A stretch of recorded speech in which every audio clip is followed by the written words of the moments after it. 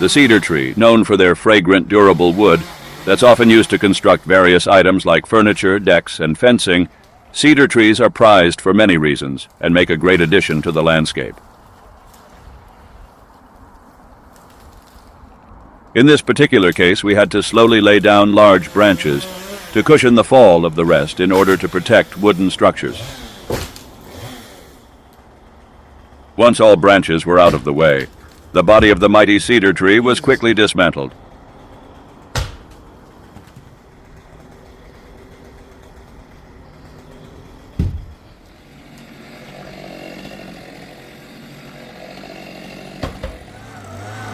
Shortly after, there was nothing left but a stump.